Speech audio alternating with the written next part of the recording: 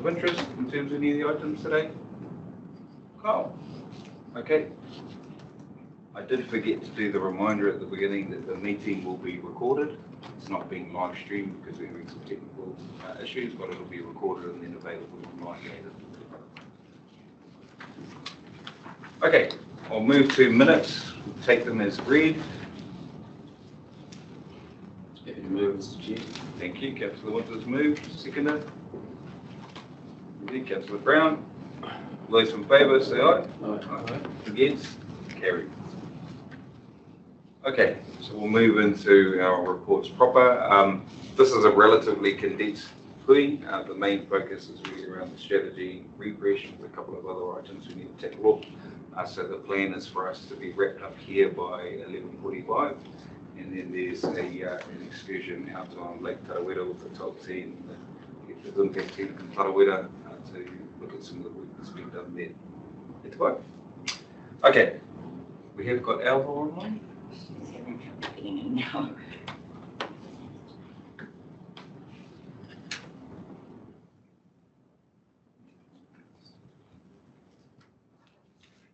Just another brief pause, Simon. We'll wait for facilitator to Kitty.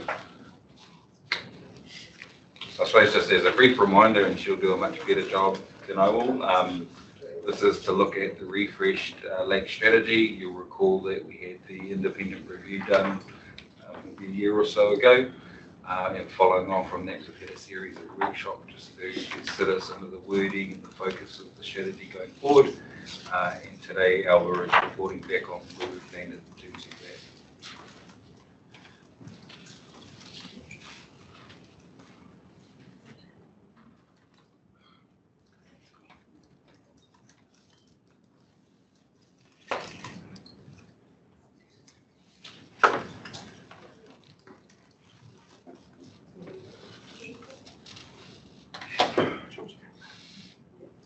You all want to sing us a song while we wait? I can't sing this, so I'm asking someone. We'll start one and you can When we need him.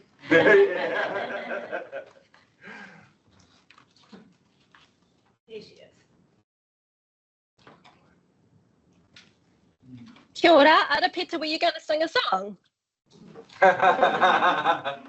No, I was asking others because I'm not a very good singer. But we have had karakia. I briefly just reminded the group that we're going to talk about the strategy refresh that we had the review about a year ago. We've had these series of workshops, and you're now just letting us know where we've landed in discussion on that. So, Tarako is yours, Ewa. Brilliant, and thank you for providing the context because you just saved me 5 minutes, so appreciate your efficiency. So kia ora koutou katoa. Apologies for not being there in person. I had some car trouble, so I literally couldn't make it over, but I'm here and I've just got a couple of slides just to I guess provide some additional context for the documents that you have with you today. So as you know, you've got the paper from myself and the refresh strategy, and I'm just going to hopefully, wish me luck, share these slides. All right, please tell me you can see some slides. Yes. Yep. Yay! Success. Oh gosh, there we go. Okay, we need to swap displays. All right. So, kia ora. Just got a couple of slides, and it's just mainly to support the documents you have in front of you. Thankfully, Arapeta's talked about the slide of the process that we've taken over this year, which is choice. And as you saw in my paper, I provided a bit of context of where all of this fits. So when we're talking about the Lakes program and the vision and the strategy, like what that looks like as a structure. So just as a reminder, we have the vision, which is enduring, so lasting forever. The next part is we have our strategy. So I call that your medium-term roadmap. So that's your roadmap to achieving that vision. Something you'll note here is, so instead of this being a 10-year strategy, I'm suggesting that this strategy is 25 years, which is about a generation. That way, that provides that solid foundation just to keep you steered. Saying that, you are able to update and review the strategy anytime. but I thought it's quite nice to have a slightly longer time frame just to have that stability in terms of strategic direction. And then supported by that is your work program. So this is the implementation plan or action plan or work plan, whatever you decide to call it. This is that thing that has the actions to deliver the strategy, and this is the thing that you would update regularly. So that's this whole thing about taking action. You'll have shorter time frames, and that provides that flexibility so that as priorities or as opportunities arise with funding or new innovation, you can update your action plan or implementation plan just to guide the DUI, I guess to say. So I think I just wanted to visualize that connection of what the program is and that alignment, that direct alignment to the strategy and the vision. So as you have in front of you, I've included a refreshed lake strategy. I'm not a graphic designer, but I did want to pretty it up so you could get a sense of what the strategy could look like. As you can see, it's much shorter. And one of the biggest challenges, so even though strategies are pretty straightforward to develop, I had this added pressure of needing to do justice to all of the amazing work that was in the previous 2013 strategies. Beautiful depth within that, definitely captures all of the community engagement. And I need to really carefully balance doing justice to that past content, bringing it forward to a refresh strategy, embedding Te Tuapapa while trying to find a place for all of the feedback and guidance that you've provided over the last year. So it was a bit of a challenge, which is why it's taken so long to see it.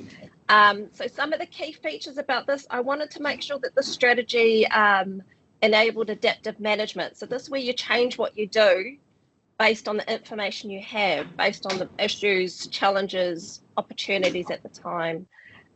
This is a document to help you to do more strategy-led action planning. So as we talked before, trying to shift away from just doing what you've been funded to do, but keeping sight of that bigger picture based on your strategy.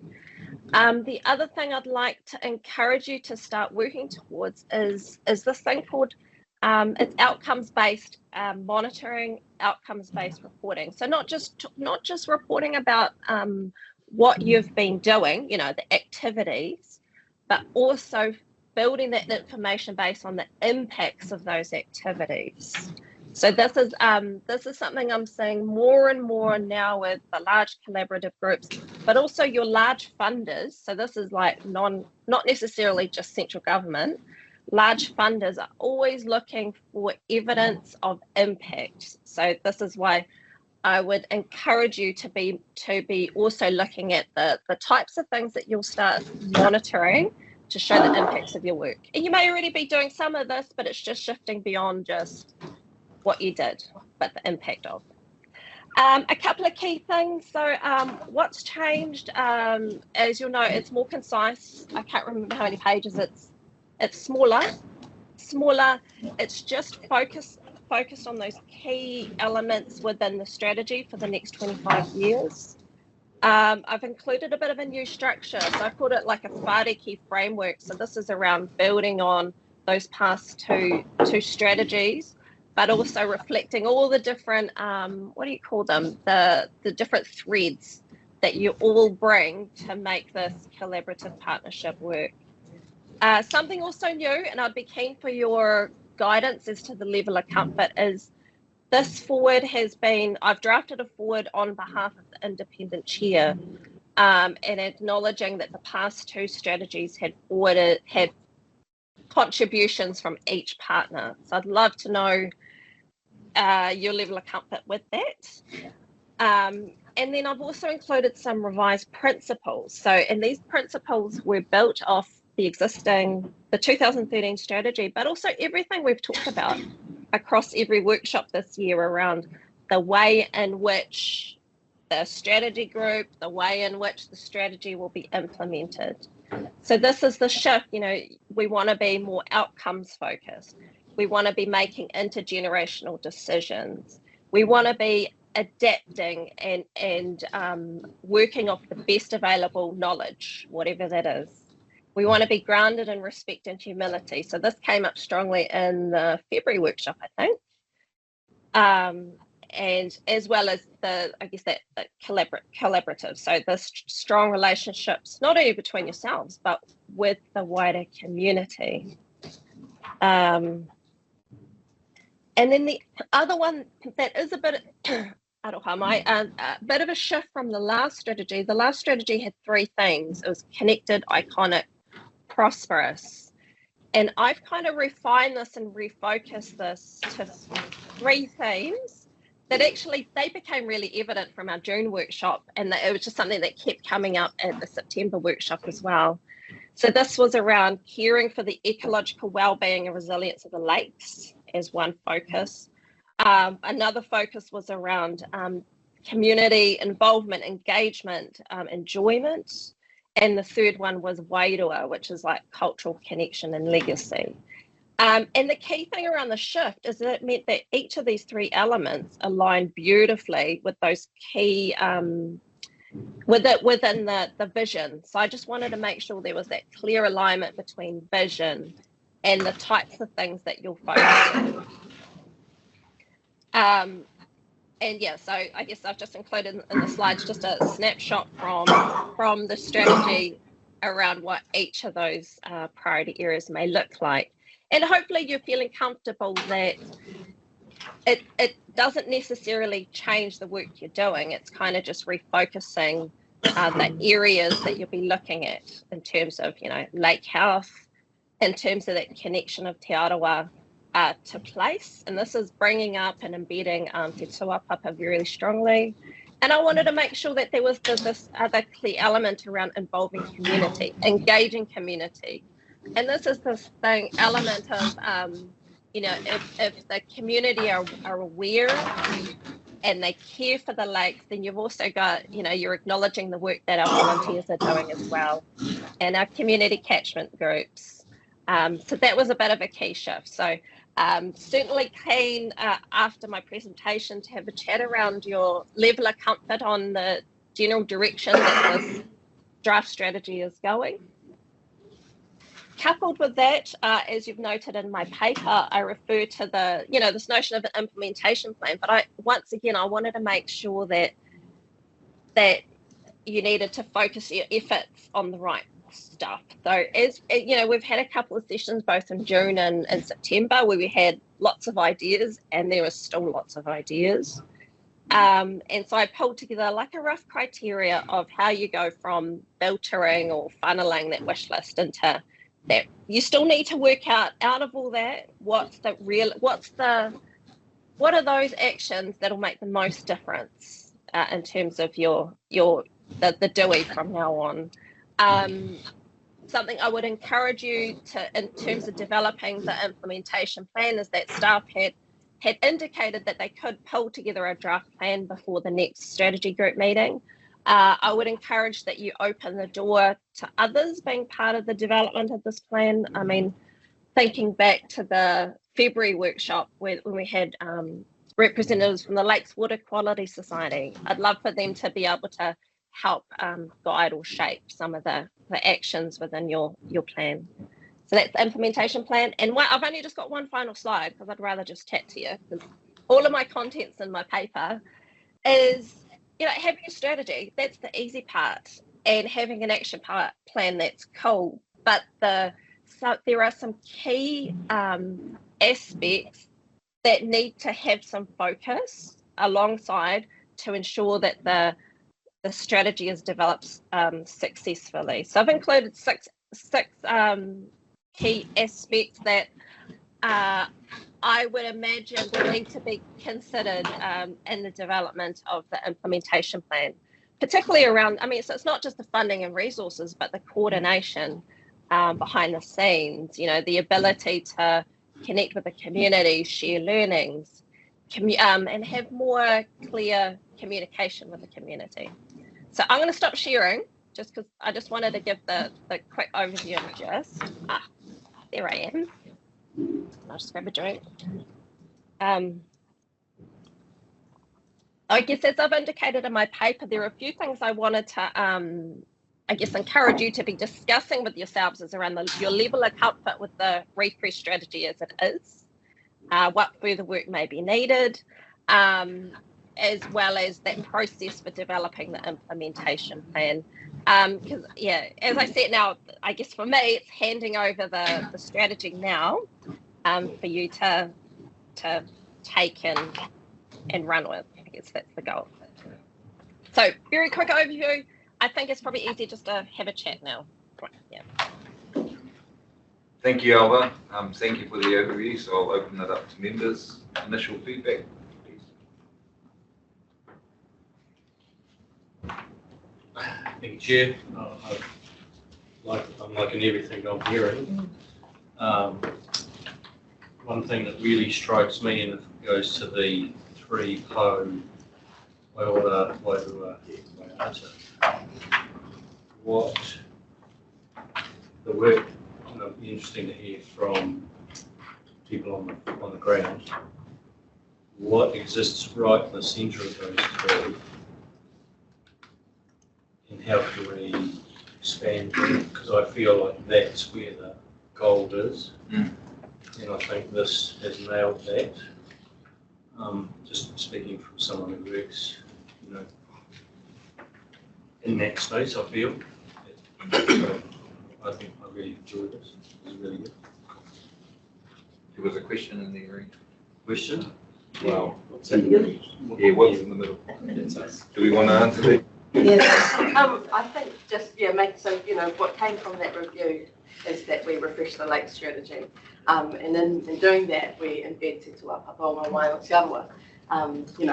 The way it was set up before is we had goal 4 of the vision and strategy, and Te Tuapa was developed out of that. And so it was kind of siloed into that stream rather than being across the entire strategy. So this is a step change in terms of elevating it into that space. For us at Te Arawa Lakes Trust, and without you in Hapu, it's really easy to see how this plays out on the ground because we work through Te Whakapapa Te Wai every day. And so, yes, the Wairua is, connecting our people to the lakes, and it might be through employment, it might be through revitalising Mātauranga Māori practices such as taupōra. It's also in terms of our community, waiata, engaging our rangatahi and our kids in our schools around the Catfish Killers program. And then it's also, monitoring the wild or the ecological benefits of all those efforts. So for us, it's a very easy shift, and I'm excited to see it elevated at this status and be across all our environmental programs. That helps. It does. I think that's kind of what I thought we might hear. So good. Nailed it.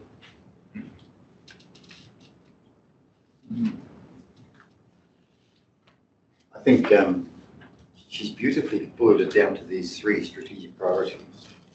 I really think that picture paints a lot of, that makes a lot of sense in the context of the partnership, and then what we're all sort of bound by duty to employ, the sorts of things that are in each of those circles, the intersections and so on. I think she's done a really good job of putting the workshops together as well. So in the context of boiling it down, because often strategic plans and strategy plans ends up a whole lot of words with not a lot of connecting meanings that people can actually own. I think what you've done, however, is beautifully pulled it together. That's understandable. Everybody can feel a part in it, and it's quite clear what is needed to make it, to drive it going forward. That's just my instant sense of what she's done. So I just say, well done. Well done, Alva, and everybody else put this together. I agree with everyone's comments this morning. I like the inclusions. I like the subtle change, but a good change, and it's for everyone. I guess coming back to Greg's question about what's in the centre of all of the why parts, Wairora, Wairua, Waiata, is us, as Councillor Winter said. It is all of us, though, not just us here on this governance board. It is everyone. That's who it belongs to. So ngā mihi Ava, whaitara. Thank you, Mr. Chair. Yep, I like what I see too, Alba. Just one comment though. I'm going to do a deep dive, and I think it's on page 7 of your report. Improving water quality. Alba, you've got listed the lakeside sewage properties, and you've got Lake Tarawera catchment included in there. This is a work in progress. It's not done yet, and I think there's a few people out at Tarawera who would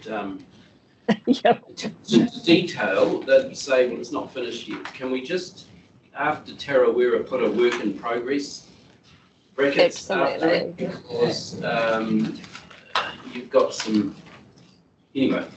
But I like what I see, and I like the 3 po. And for future meetings, and this is just Soweto, future meetings, can we align our meeting reporting back to those 3 po each time, each meeting? How are we doing with the 3 po? How are we comparing? Because you've got some enablers in there, and I like the 6 enablers, but we just need to report back on our measures of success according to those 3 posts. So I'll leave it up to you, just Soweto, to work the detail out, but I think that'd be really good if we could report back each time. Well, you might have noticed the shift in our reporting already starting to align with those and I see that too. But I think, as Alba mentioned, it's important that we're not just going, this is what we've done, it's what are the impacts. Yeah. I just want to say you're officially my favourite person, because I love to see people who are thinking beyond just strategy being words, but that actually shapes the way in which you're holding your meetings, the way in which you're reporting back. So thank you very much. No. Oh, you're my favourite person. Merry Christmas. You're just saying that. Come on, don't give me too many compliments. Okay,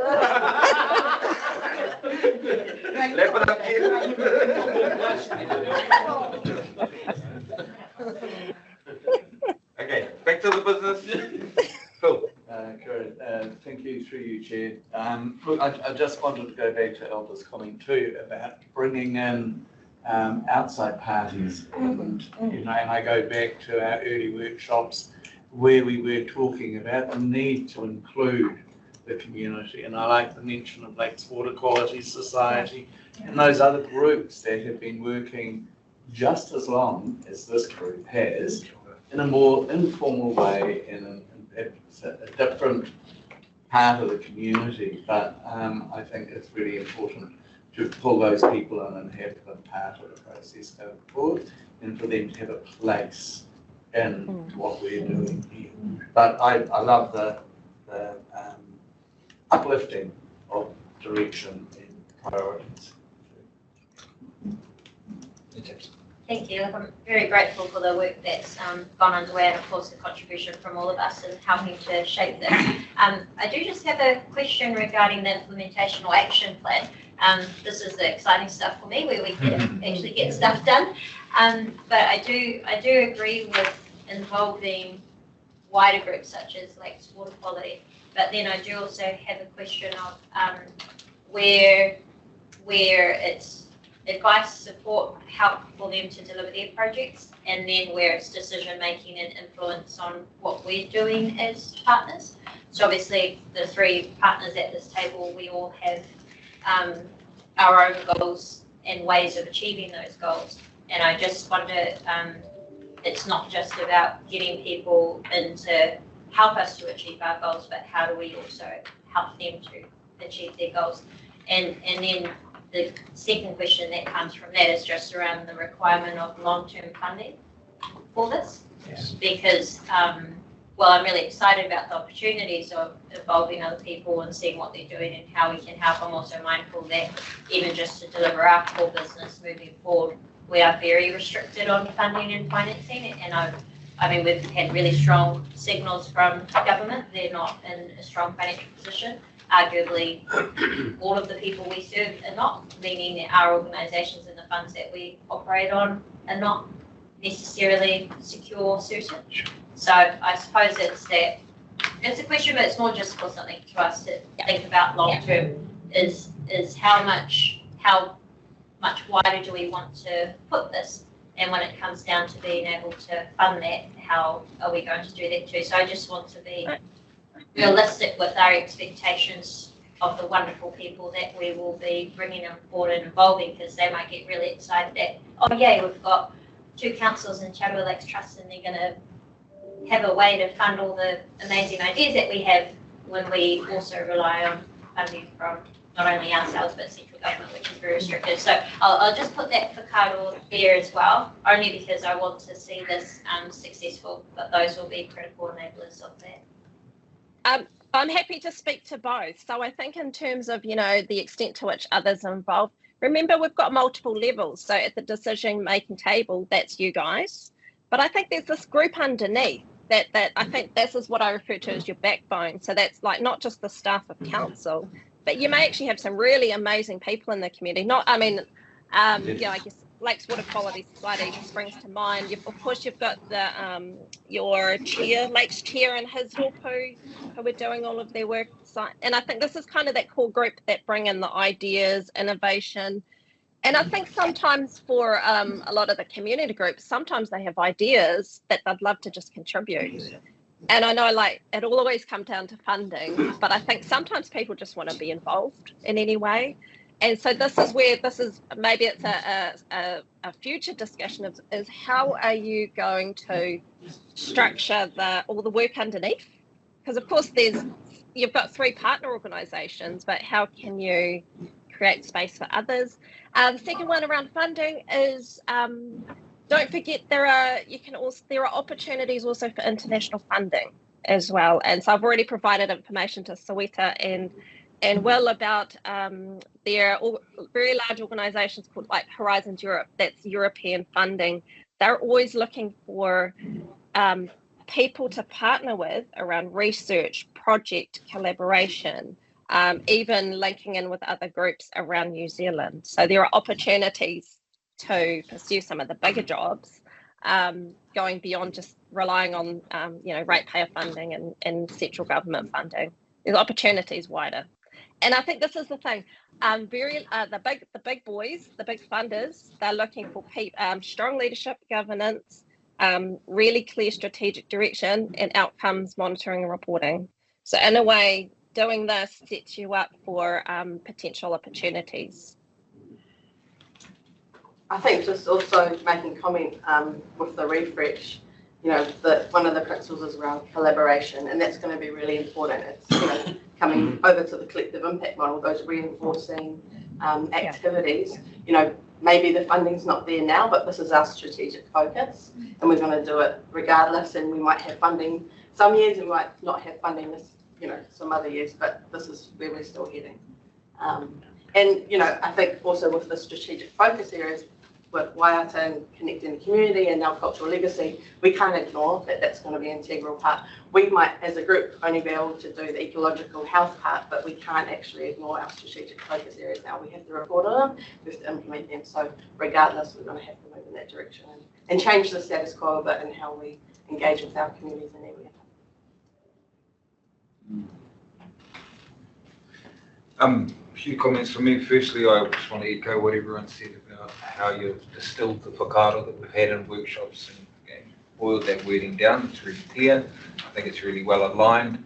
One of the things that stands out for me is the integration of te tuapapa, because it was talked about a lot, but it was another edge down here. So from a Tauranga perspective, it's really important that that's part of their overarching framework. So I appreciate that. Also want to pick up on one of the things that hasn't come through clearly, maybe in other forms, is that for me, this group hasn't always focused strategically. A lot of these meetings have felt like we're monitoring operations. Okay. What's happening at the program, we're not thinking strategically. A good example is, we know that deed funding is only going to last for another 8, 10 years or whatever. We need to be thinking about long-term revenue streams, diversifying all of that. So I think as a group at this level anyway, we need to lift our thinking and stay more at that strategic level. At times we drop down into what I believe is probably more the ops level. They should be working out the detailed solutions. We don't need to be doing that stuff. We need to be creating the environment that allows them to be able to do really good work. I just wanted to put that point in. I think it does come through subtly in some of the other things that you said, but I want to say specifically, we need to lift our thinking as a group to be a lot more strategic. The other point I'd raise is, whilst I like this and this is good, the implementation is the critical part of it. And I think there is a bit of work to go, probably in the next 6 months, in just working out some of the mechanics. If we're going to do this justice, there are some changes that need to happen in terms of the mechanics underneath us. So yeah, I'll leave it there. I think I'm keen, or as we wrap up this quarter, just to have a bit of a talk about timeframes in terms of the implementation side of things. And I know that's not squarely on your shoulders, Alva, but keen to get to that. There's also just some process things I'm a little bit unclear about in terms of the strategy document. What are our obligations to take it out to the community and get feedback on it? I'm a little bit unclear whether it's treated similar to other council plans. Can anyone answer that? Yeah, I thought in one of the workshops we kind of went through this in terms of we were quite happy that it was just a refresh. But I don't know if that's shifted now thinking, but that was my understanding that we were doing this as a Rotorua and landing it. But I think it would be good to do some work to get the comms out that we've got this refresh strategy and what does it look like in terms of the doing. I mean, personally, I'd be pretty comfortable taking this out and saying we've refreshed it, this is what it looks like, because it's not a significant shift from what the focus was. It's small, it's subtle shifts in wording, in the way that we work, but the overall program is still heading in the same direction, so. Well, we haven't changed the vision there. No. Think about the vision. Sorry, yet. I just want to add that in yet. And the reason I say that is just personally, I don't like the wording, like the essence of the vision is fine, but it's really wordy. It's, 3 or 4 sentences, so I think we can just wordsmith that a bit, make it look a little bit tidier and easier for the general public to consume really quickly what's the key point here. I like what you said earlier, Greg, what's in the middle. Yeah. That vision statement, I can't see the middle, too many words. Sorry, Mr. Chief, just to ask, in what you just said, what did you mean about, I think you said how the lines was connect with the council plans? Oh, I was just asking whether the strategy document has to go through a similar consultation process to go. No. Yeah. Oh, yeah. I'd bit of Mr. Chair. I think that looking at these 3 circles here, and the buzzword, I guess that's raise a collective impact. What does that actually look like? It spells out sort of what's most effective, efficient, and value. And I've heard those words said from high up. Get more efficient, get more effective, and better value for buck. So, and the whole notion is collective impact and how you're going to achieve that. So being able to distill the actions down and the outputs down and the outcomes down to how this group works together. Not only this group, but the representative parts that you mentioned of community contributions, the existing societies, and so on.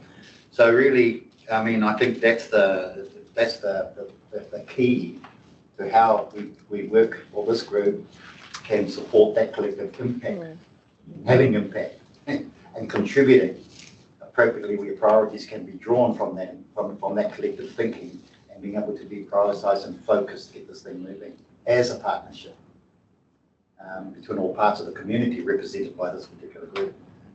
So I think that's the key to sort of try and boil down to what is collective impact going to look like for this group? What are the actions and the outcomes expected in that regard? So I like that term, collective impact, but putting some meat on the bone. You'll hear all about it this afternoon. They're lovely words. Thank you, Mr. Chair. And sorry, just one final point. My ears perked up when he talks about council plans, because I was thinking again, we're doing great mahi here in this room, but how are we connecting back to our own councils? So just a suggestion, I would be quite happy to take up the opportunity for members of this group to present back to our councils, just to share where we've landed on it, make sure that our wider councils are coming along on the journey, but then also that is, of course, in our public council meetings, an opportunity to bring our community along the journey as well. So I'll just plant that seed there and see if anyone wants to pick that up for next year.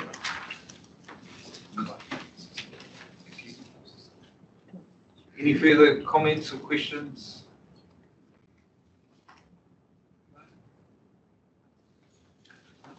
I guess I'd just like to say fuel. I'd just like to say fuel. Phew. I wasn't quite sure where it was going to go, so I'm really relieved. Cool. So just keen to have a little bit of a corridor about the implementation side of things. Yeah. I'm quite keen for us to kind of be really clear by the end of this financial year about, how do we roll moving forward. I think we've reshuffled a little bit at their vision strategy level. We need to give staff some time to work out the mechanics and how does this shift the way we operate from day to day. And timeline wise, I'd like to have that all wrapped up by the end of this financial year, so we roll into the next year working in a new way. I think, just to make comment on it, I think we're aiming for the next strategy goes in April, to at least have that draft implementation Awesome. action plan for comment. Yeah, cool. Mr. Chair, can I ask Lorena, you're with the Ministry of Environment, you're observing, and you're going through sorts of research yourself in the context of the expectations of government mandates coming through. What's your thoughts about what you're hearing? I think it's great.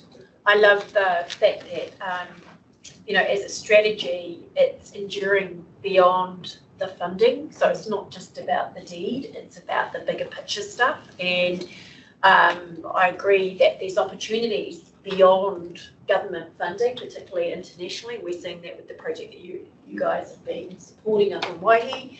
And it's definitely something that we're working through. Central government is thinking around, well, how can we create those international partnerships for investment into Te Taiao and beyond. So I think Alva's right in terms of good governance, having a really clear strategic direction, but more importantly, which is the thing that international partners are looking for, is how do you demonstrate that you're achieving those impacts?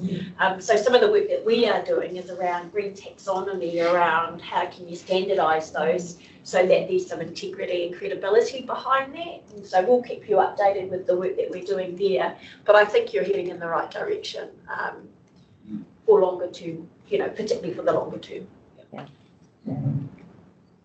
Chair, I've got a question. What is green taxonomy? Oh, sorry. So green taxonomy is a set of standards that we, particularly in offshore, how do you give integrity to demonstrate that the standards of measuring environmental outcomes is got credibility behind it? And so you set some standards that internationally, if people are investing, they can actually look at it and go, yep, it meets that standard. So, that's what's happening internationally at the moment. So that's what we're trying to figure out, because then it provides opportunities for, and this is out here, but like things like biodiversity credit markets.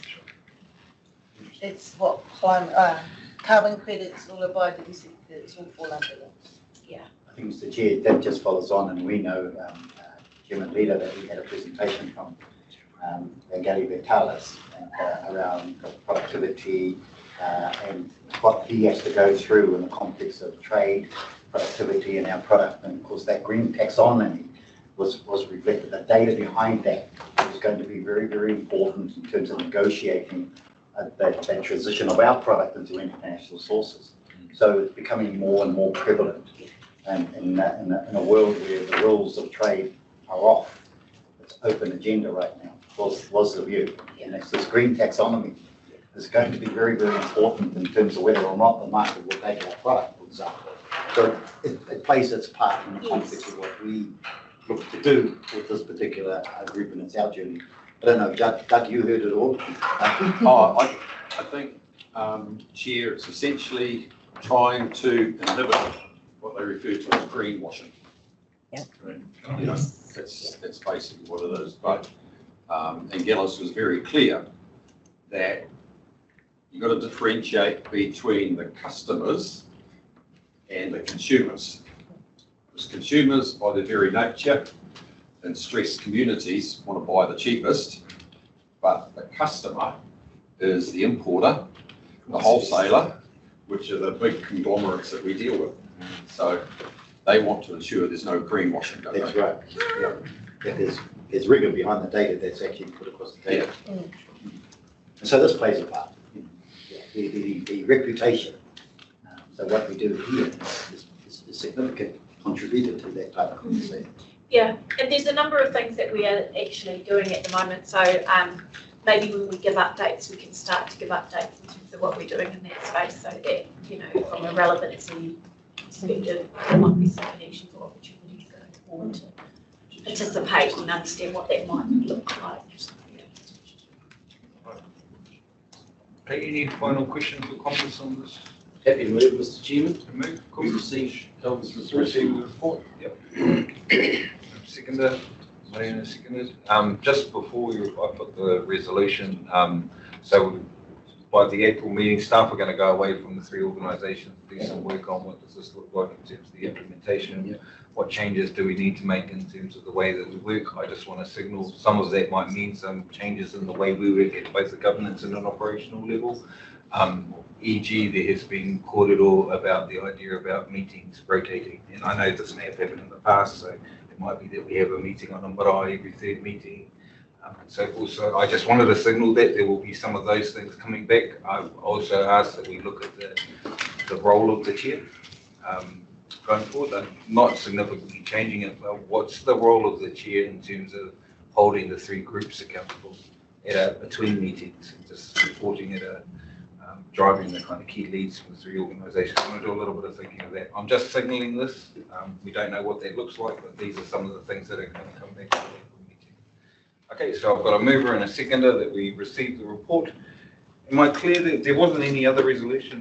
We don't have to accept the strategy, just receive the report at this stage. Okay, so I've got a mover and a seconder for that. All those in favour, say aye. Aye. Against, carry. Bye. Thank you very much, Alba. Appreciate the Very welcome. and all the other mahi you do around the Bay of Plenty. Tēnei ka mihi ake. Kia ora. Come on. Okay. So, okay, cool. So next up is we're getting an update presentation on the golden clam situation. So Catherine Duthie is going to present to us. Kia ora koutou, called Catherine Duthie, tōku ingoa. Thank you very much for having me this morning. Just a bit of background for you all. I think I know some of you online. I'm not sure if I know any of you in the room. You're all very small on my screen. I'm the new manager of Pest Management Programs team. So with our recent restructure in Biosecurity New Zealand, an entirely new directorate was formed, which is entirely devoted to pest management. So previously John Sanson managed pest management, which included all of the strategic work plus all of the operational work, and it was deemed to be just too big. And so pest management operations was split out, and I now manage that group. So we manage 21 different pest management programs, so all the big ticket items, things that you will definitely have heard of, like the wild and conifers, the wallaby control, all the way down to things like broad-tailed geckos on Rangitoto Island. So a whole range of different things, aquatic, terrestrial, plants and animals. So of course Corbicula is a response that was stood up in 2023, and that has come into the Pest Management Directorate with our recent restructure, along with things like Kalupa. So we have a few new programs to get to grips with, and we've been recently working quite hard to kind of change the pace from a reactive response to a much more sustainable pest management program. So I've got a little presentation. I think you've all got copies of that, but I'll just run through that with a little bit of history and tiny bit of history, but more importantly, what we're doing over the summer and what our plans are for the future. So I'll share my screen. Now I'm at home today, so I'm only working on one screen. Feel free to butt in if you have questions. I won't be able to see any raised hands or comments though. So if you could just let me know when you can see my screen. Yep. Yes, we can see it. Fantastic. Okay, so as I mentioned, I'll just be covering sort of where we've got to now, give it a little bit of context, get everybody on the same page, although I'm assuming that you've been following this for a wee while now. Talk a little bit about the long-term management, and also, I think most importantly, our summer priorities. So this response was stood up in April 2023, so about 18 months ago, when we discovered this freshwater gold clam in the Waikato region. We subsequently have put controlled area notices on 2 different controlled area notices in the region. One is on the infested section of the Waikato River, and that is preventing movement of risk goods out of the river environment without the right cleaning and disinfection protocols taking place to ensure that they do not move clams anywhere else. So there's a whole bunch of risk goods. There's everything from, waders, if people have been fishing, that could potentially, along with the water, have juvenile clams that adhere to those waders, all the way up to things like boats with internal ballast tanks that take on water and can transport clams.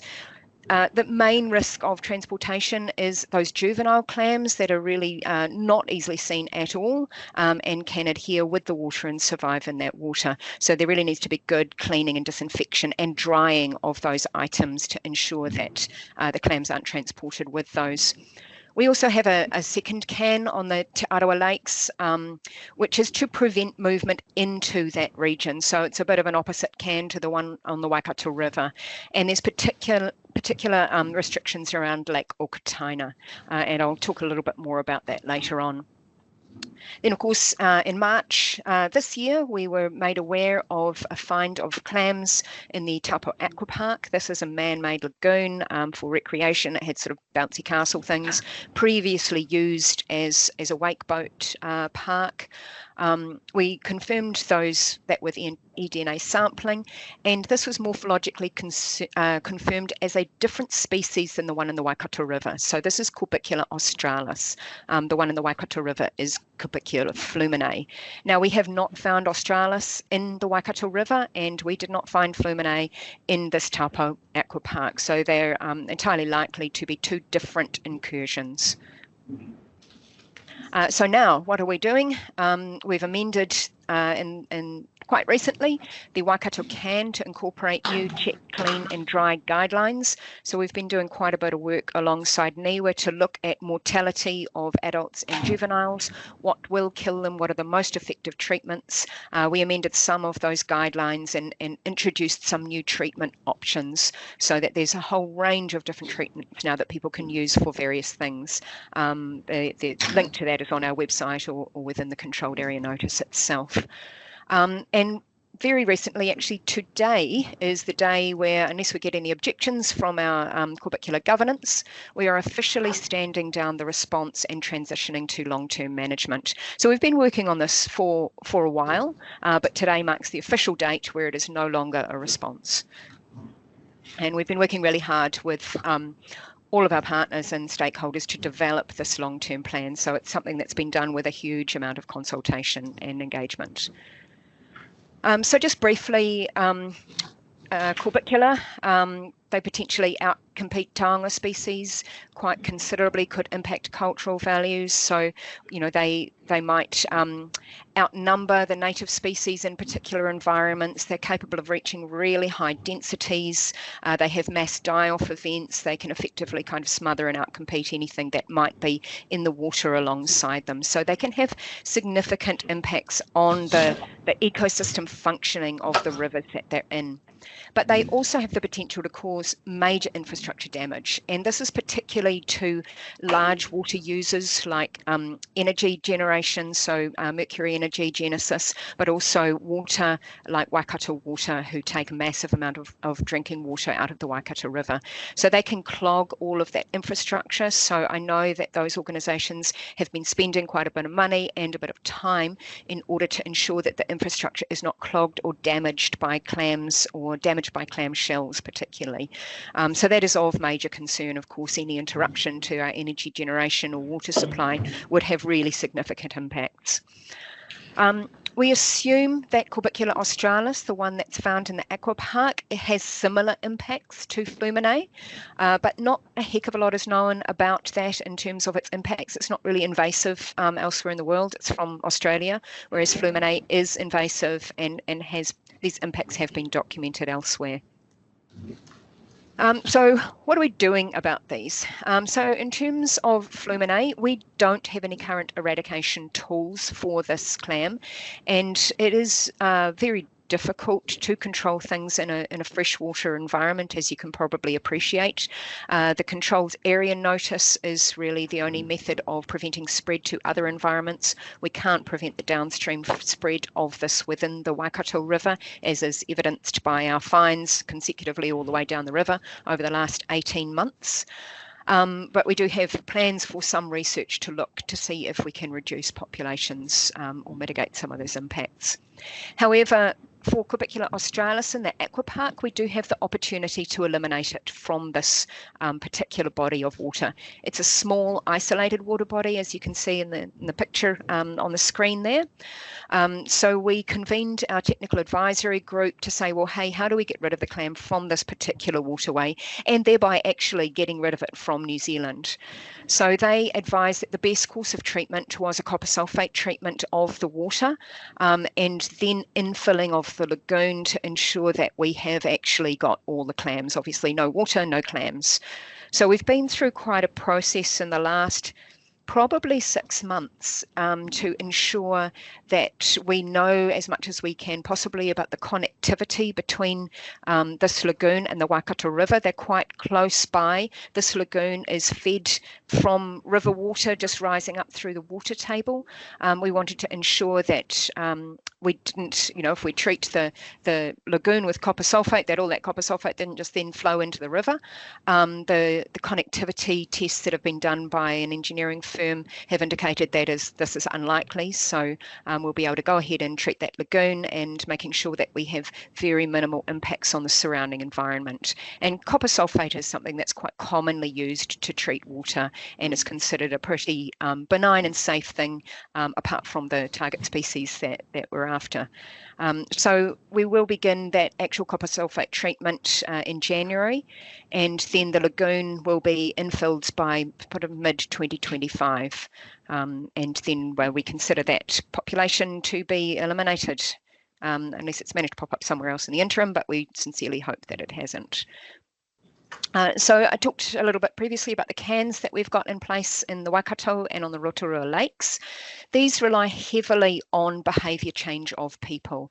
So for just about any species where they are able to distribute themselves using environmental means like water and wind, the primary means of control that we have is modifying human behaviour so that human mediated movement is minimised as much as possible. Obviously, our lakes and rivers are resources that are used significantly by a huge proportion of our population in New Zealand, not just for recreation, but also for food gathering. They're quite significant sites, a lot of them. So we've been working really hard to spread the message about clams and what measures people need to take in order to not spread them themselves. And this, of course, is wrapped up in the whole Check, Clean, Dry program that's been around for about 20 years now, since Didimo first hit us. So it's a continuation of that program with a clam-specific focus for the Waikato region. Now, Lake Okataina, I mentioned, has some very specific controls on it. This is a very significant lake. It's very significant to iwi, and it's also a lake where we have an ability to really control what goes into this lake. There's only one point of access to the lake from boats, and that's this one boat ramp. There's only one road in and out of the lake. The rest of the lake is pretty much inaccessible. It's sort of bush right down to the lake level. So we do have the ability to quite tightly control this lake.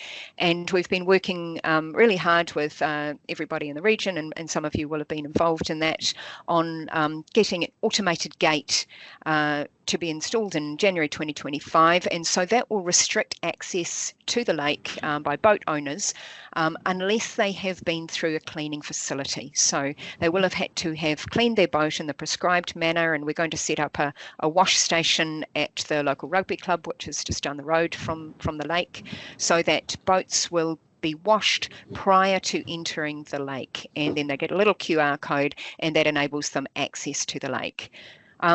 We're also doing some ballast tank treatment trials. So I mentioned earlier around those boats which have ballast tanks that take on water, and that's the way they get their power or their balance. And that, of course, is a reservoir for water, particularly that potentially infested by clams. So previously, we've just banned the movement of these boats, but we commissioned NIWA to do some research into how we might ensure that any treatment we applied killed the clams within these ballast tanks. And we've then, the council and us have been working toward setting up a small trial of actual cleaning. So setting up a gas califont, pumping the water through, ensuring that water is at a sufficient temperature and remains within that ballast tank for sufficient time at that temperature in order to kill the clams. So those trials were very successful. We're now trialling it kind of at riverside to see, can we actually do it on these boats that need it in a real life situation to ensure that those ballast tanks are clean and that it's actually operable. So a lot of events that take place on the Waikato River over the summer involve boats coming from all over the country and some from overseas, and then doing their thing on the rivers and lakes and then going away to wherever they came from again. So we need to ensure that those boats are clean prior to leaving the infested water. So these treatment trials will show us that we do have a riverside treatment for that. But I think key really is the National Pathway Management Plan. So this is one of our long-term aspirations for not only this, but other potential freshwater pests. So it's important to look at this really holistically, not just focus on the one species. And so that's something that will be pursued in the long term. So I mentioned earlier that we've done a lot of work on what our long-term management objectives might be, and we have boiled them down to 3. So we'd like to contain Corbicula to its existing range and areas of likely known spread in the Waikato catchment area. So this is taking into account, there might be some major flood events and we can't control where the water goes in those instances. But we would really like it not to be moved to outside of that Waikato catchment area. We would like to reduce the impact of Corbicula where feasible. So that talks a bit to research programs in terms of trying to suppress populations, and develop the tools to better achieve both of those things. So tool development is really key to this. So our long-term program is broken down to 6 main sections. We have surveillance, so we're developing a national surveillance plan for all sort of water bodies around the country that might be subject to Corbicula. In terms of operations, if it does pop up in some other location, ideally we'd like to undertake small-scale elimination if we find a small population, but we're developing rapid assessment plans so that we do have options of what we do if we do find another population somewhere else through our national surveillance program. Pathway management's a really huge focus of our long-term management, so the compliance with the controlled area notices and SOPs around cleaning. So we'll be constantly looking at those and updating. And behaviour change, as I mentioned, very key to ensuring that that pathway management can be done. So a comprehensive engagement strategy with all water users and the Check, Clean, Dry program continuing to do its good work. Research is really key if we want to suppress those populations, so applied science, and we're very lucky that NIWA was recently allocated a significant chunk of money over the next 5 years to look at Corbicula and Corbicula research, so we are looped in on that. I think we're really fortunate that happened, and hopefully lots of good stuff will come out of that, but also integrate that with a Mātauranga plan so that we can get some small-scale trials of our own going. Particularly, I think one of the key elements for our research program is looking at the real risk of different human-mediated conveyances. So are waders really a risk? Are we managing the right things to the right levels? Because what we don't want to do is impose a whole lot of restrictions on people that are not actually managing the risk. We know that compliance decreases significantly the more restrictions that people have. And given that a lot of this compliance initially is relying on people just doing the right thing, we need to make sure that they can easily do the right thing. The final thing that we need to focus on in the long-term management program is reviewing the cans that we have in place, potentially looking at cans in other regions, depending on need. There's regional pest management plan tools that regional councils can implement if this becomes a pest in regional pest management plans, and of course the national pathway management plan that I mentioned earlier. So we set up a bunch of working groups for these program work streams. Fundamentally, this is led by Biosecurity New Zealand to kind of lead and coordinate all of this work to ensure that the right things are happening in the right places and consistent things are happening all over. But Mana Whenua, regional councils and Department of Conservation will be working in partnership with us to operationally deliver this management. And of course, I keep mentioning the Check, Clean, Dry behaviour change program, but that really is fundamental to everything that we're doing. But of course, summertime is here. We haven't yet established all of the good stuff that we want to do in our long-term program. So we need to get some stuff done over summer. So we have established 4 working groups for the summer work. There's an event compliance group, and this is focused on check, clean, dry and can compliance during these known high-risk events when a large number of boats aggregate and then disperse again. It's a really good way of getting our message across to a lot of these recreational boating communities. So that's a really significant part of our summer work. We are going to do high-risk site surveillance in the Waikato and the Bay of Plenty. We've identified some of those sites based on boat movements and risk where we need to do some surveillance. We have had the first draft of a surveillance plan detailing some of the essential tools that we need to deploy. We relied heavily on eDNA in the last couple of rounds of surveillance. We need to incorporate eDNA with some actual physical sampling methods that have been validated by NIWA through a piece of work that they did for us. So that'll give us even more certainty on what's going on in those rivers that we survey. And ideally, we need to link this up with what regional councils are doing already in terms of freshwater surveillance. I mentioned earlier a rapid assessment. So just in case we do get a range extension, we're developing procedures so that we can make some decisions about what our course of action might be if we do find another detection outside of the Waikato. And something that we've been talking about for a long time is benthic mat suppression trials. So we need to investigate that a little bit further to see what we can do about that and get those trials up and running. There are some kind of logistical difficulties around that, but that is one of the things that we'd like to achieve this summer. So just quickly, our future timeline looks kind of like this. We are now here in November, where we're standing down the response and transitioning. All of the work that's happening over summer will happen through to sort of January, February. That rapid assessment plan, compliance, surveillance. We're also in parallel to that, developing our long-term surveillance planning and some of those long-term programs, which we'll need to kick off as soon as we can. The chemical treatment of the aquapark takes place in January, as does the automated gate at Lake Okataina.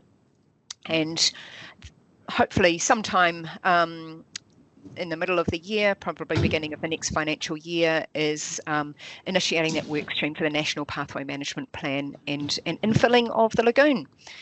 So quite a lot of work ahead of us, particularly given that the team that I've got is a new team within pest management. There's a few new people coming to grips with this. The old response team that were working on this, and I'm sure some of you probably met Andrew Sander in your travels, they are firmly back in response, and actually Andrew I think is down dealing with chickens at the moment. So there's been a bit of a staff changeover, but the new folk, I have very huge confidence in them that we're going to grip this up and get this into a really sensible and sustainable place where we can work in partnership with everybody to achieve a hopefully really good outcome. So that is the end of that presentation, and so I've probably took for longer than I should, but happy to take any questions. No problem on how long it took. We needed to hear all that detail. I'll open it up for any questions. Cool. Thank you, and through you, Chair. Well, thanks for that presentation. Just a couple of questions. One is, last summer, you guys helped fund some electronic signs on the way into Rotorua, reminding people to clean their boats. They were really effective. A lot of holidaymakers commenting to me they'd seen that. And given that the only washdown facility in Rotorua is in Rotorua, and people have gone in half an hour past it to get to our lakes and aren't going to go back, will you be funding some signs for us again, especially coming over from the Waikato? I think it's really important to have that message in place. Yeah, we recognise that the public messaging is really key. I mean, people need to know about it, and we've had that same feedback around the electronic signs. I believe that is within our program for this summer. We do have a significant engagement program, which is run slightly adjacent to what I'm doing. But I believe that the electronic signage is within that program for the summer. Yeah, great, thank you. And I'm really pleased to see the automatic gate for Okataina getting put in place. And I do want to take the opportunity in front of you to thank Te Arawa Lakes Trust for all the work they're doing on the front line on this, because they bear the brunt of anger from misguided people in our communities. They did a fantastic job last year. Yeah, that has been huge, and we've been hugely appreciative of that support. You know, the electronic gate really is driven by them. We are a peripheral player in that, but also they provide boots on the ground over the summer as well, and for the ambassador program. So I believe the training happened a couple of weeks ago, so people are ready to go again. And without that community connection, this becomes impossible. So people who know the region, who know the people out there actually talking to people and getting the Check Clean Dry message across is critical. Thank you for that comment, Catherine. That actually leads me into my comments and questions, which is Te Arawa Lakes Trust not only do things on the ground and front footing with our public, but they also take part in the scientific operations that take place as well. We do have the qualified staff within our team. And so in saying that, I'd like to see representation on those 4 working groups that you have, because event compliance could be easily maintained if there was representation from within this area, ensuring that we're protecting all of our lakes, and also the surveillance of it that takes place with mana whenua here in Te Arawa. And also the comment regarding long-term management program where MPI have worked with all partners and organisations, that is a very fair comment to make to a point, because communication with mana whenua has happened regarding the automated gate. Anything beyond that has actually stopped within Te Arawa Lakes Trust and within our connections of iwi and hapu. So I'd like that to actually come back on our board, within our hands and our tables, because we are very, very proactive about protecting all of our lakes. And currently within our Rotorua Te Arawa Lake strategy, we are looking beyond our 4 and 5 or 4 deeded lakes to extend the kia manaakitanga to the rest of those lakes.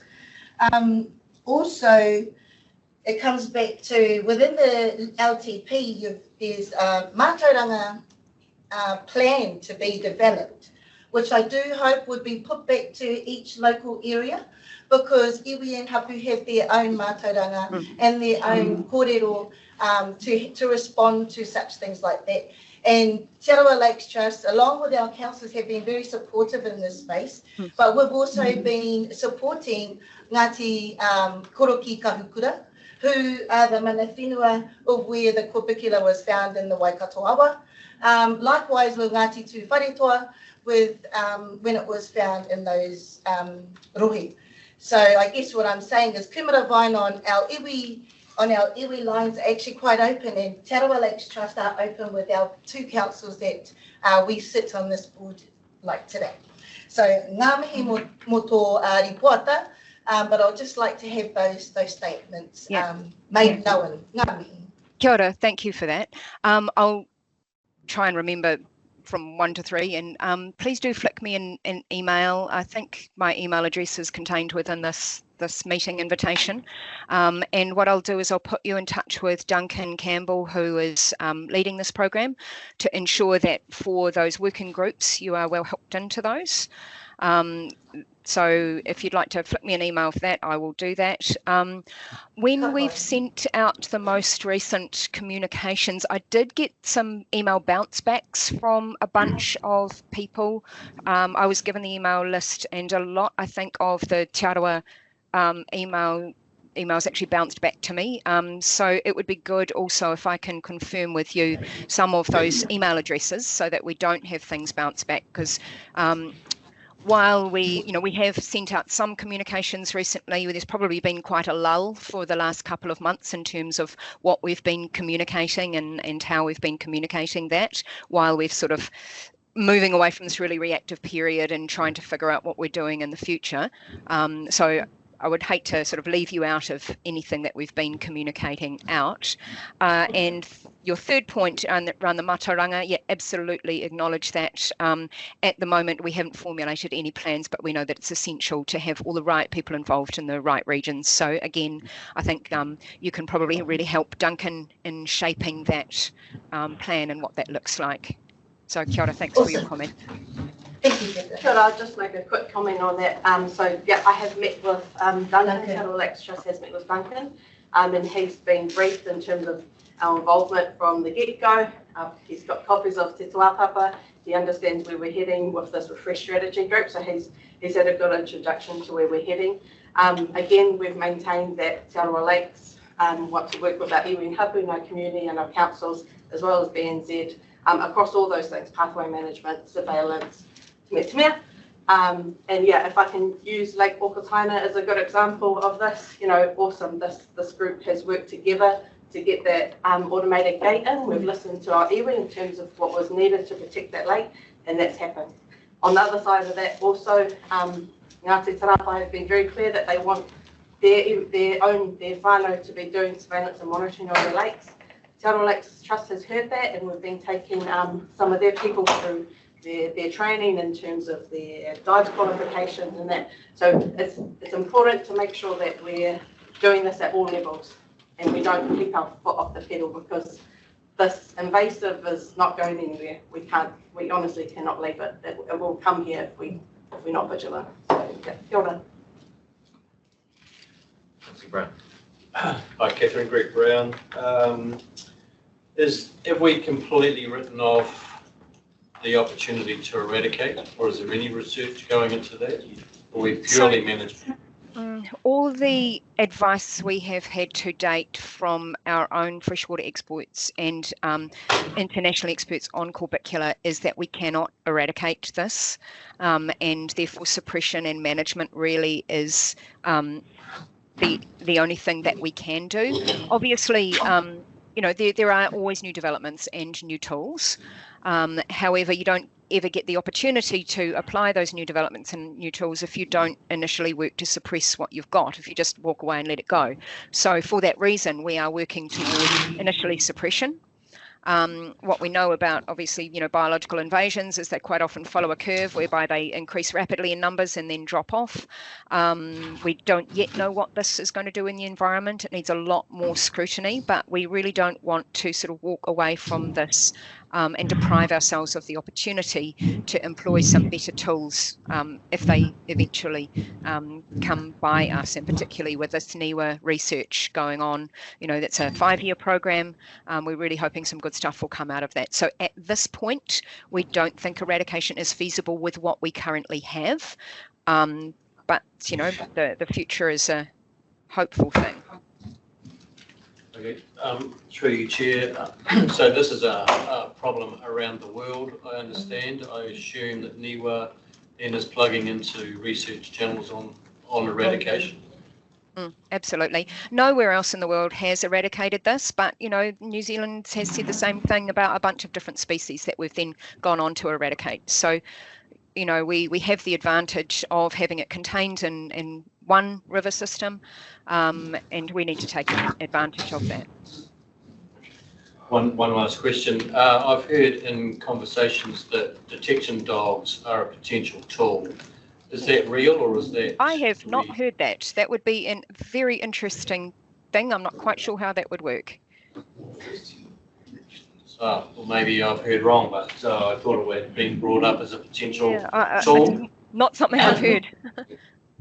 Perhaps we could have a look into that. Thank you. Thank you, through you, Chair. It's Phil Thomas again. Sorry to come back with another question. I'm actually really concerned that we have obviously had 2 incursions because we have two different species have come in.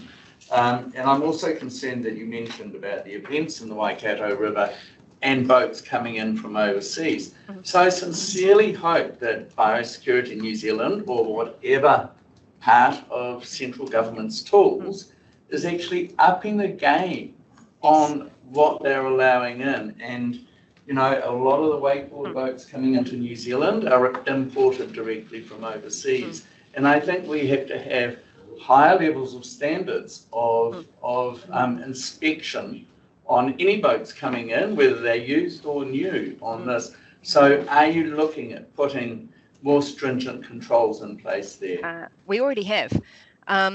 So every time we have a response, one of the very first things we do is an investigation into the potential pathway of entry.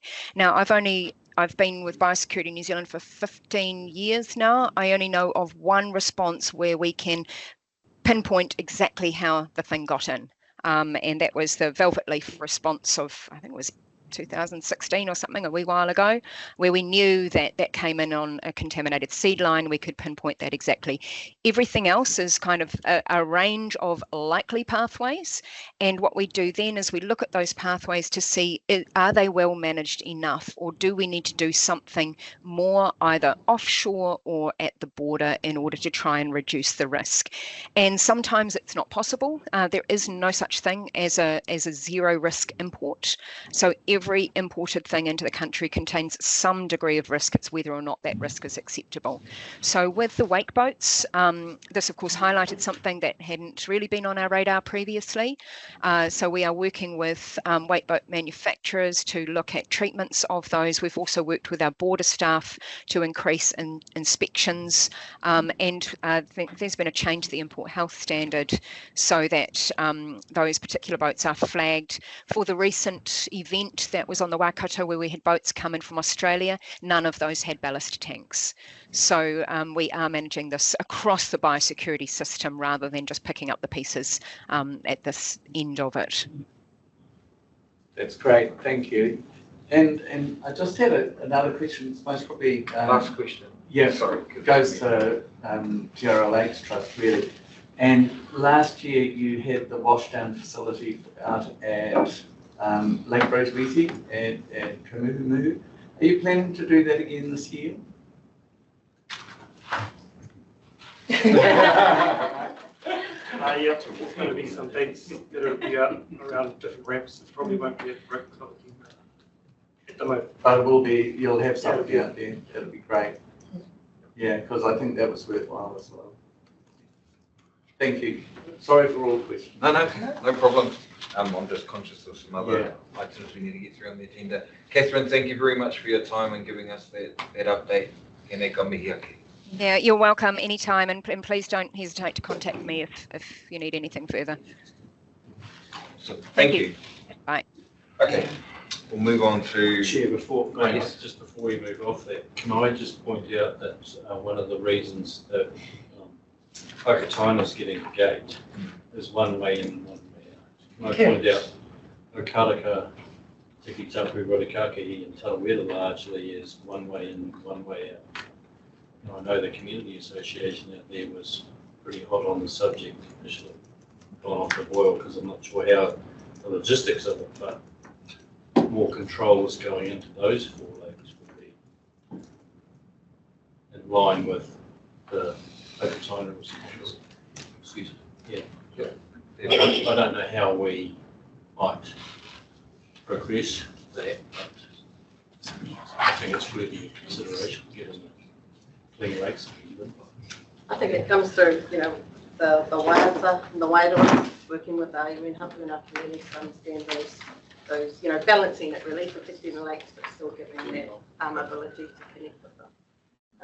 That has been mentioned by our engineers in terms of, well, we can do it here, we could probably do it on some of those lakes where there's also access. But I think, you know, it's definitely something that you don't just jump on and still be, to be fair, getting this gate in has been many meetings. Yeah.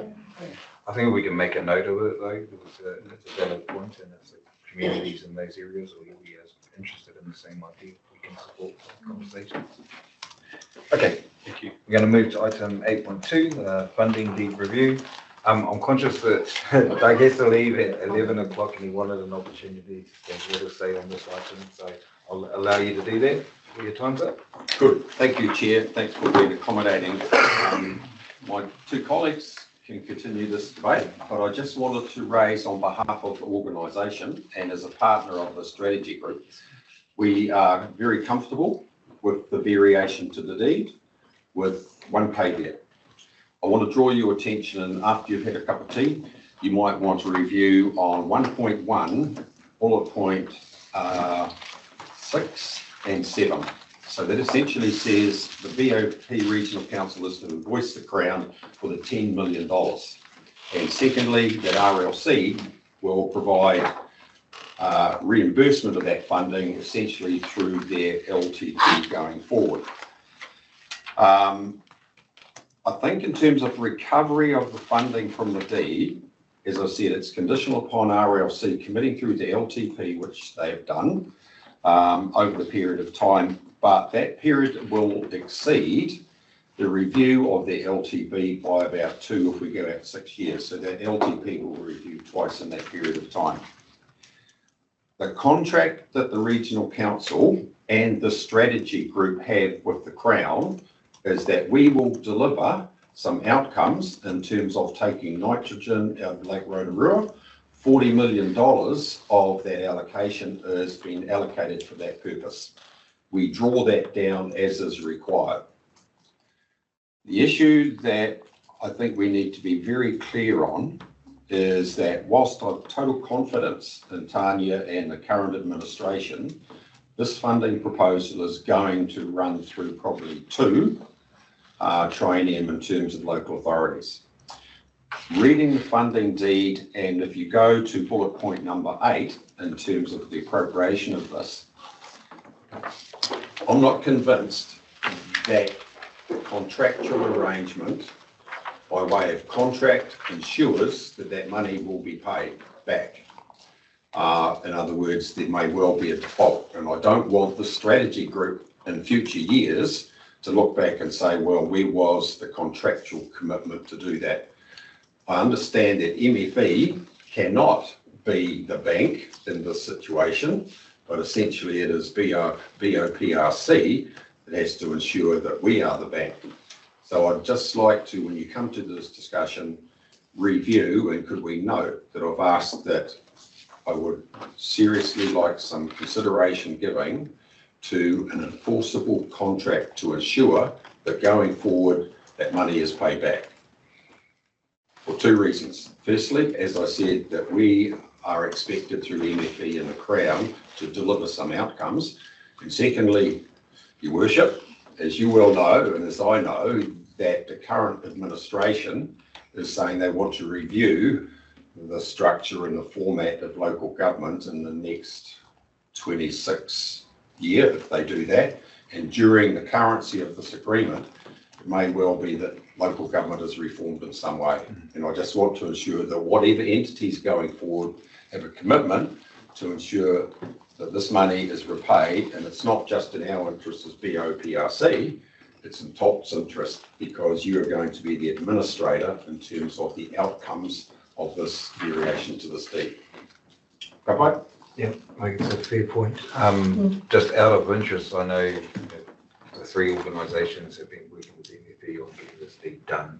Did that particular issue come up in any of the review or by the lawyers in particular? Because I think you've got a fair point. Well, you can defer to Lorena afterwards, but essentially MFE, the monies MFE is not a vehicle that gives money by way of a loan. That falls to us in terms of the Regional Council being the administrator of the funding that comes from MFE when we draw it down. And that's just a function, I think, of the Treasury system. It says MFE can't lend money by way of loan. I think it's a fair point, and I think that's easy to solve, and the mechanics of it anyway. It's for the legal people. Yeah. It was a discussion, but I understand there's been a lot of discussion between our staff, so we'll just double check with that got covered already. Thank you. Are we talking about that now, or is it just so you can? Just so I can go. Yeah, just so you know, so what we might do is we'll go back to the beginning of this paper, but I'll hand over to Helen and Charmaine, and Lorena, feel free to chip in on the quarterly go. Just to give the overview of the key changes, and then we'll open up discussion. Do you want to have a 5 minute? Sorry? Do you want to have a 5 minute break? Oh yeah, sorry, we'll do that. Before we Actually, get into this? there is a little bit of food here. We need to be finished by 11:45, so I might call you back to the table with some food if we need to, but we'll 5 minute break for now.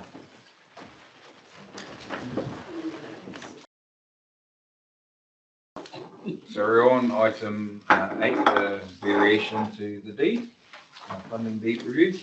I'm going to hand over to Helen and Charmaine to lead this quarter.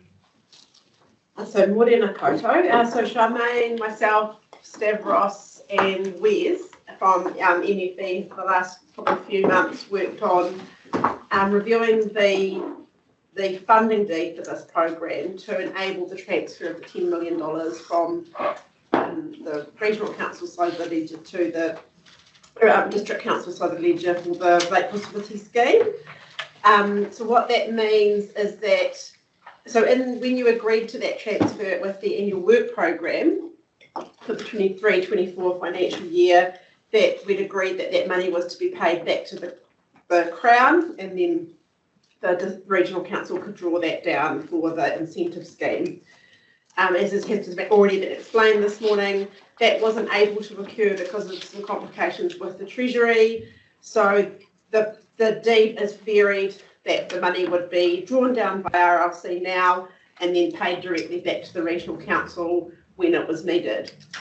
So fundamentally that's one change from what you've approved. And then the other was that as part of that process of reviewing the deed, Arawa Lakes Trust asked to be a party to the deed and also to receive some funding to participate, to elevate their role within the program and lead the program, which was one of the reviews which was part of the recommendations of the recent strategy group review. So we've reworked the deed to enable these two things to occur. There's lots of detailed changes, and in fact, the version that you were sent on Wednesday night also had some other minor changes since. But effectively, the two changes to the deed are to enable RLC to draw down that money and then it to be paid back to the regional council when it's required for the incentive scheme as per our long-term plan, and then for TALT to receive for 3 years only some operational funding to elevate their role within the program and enable them to run it. And the recognition that also gives us a window, Charmaine, to look at the future funding for that.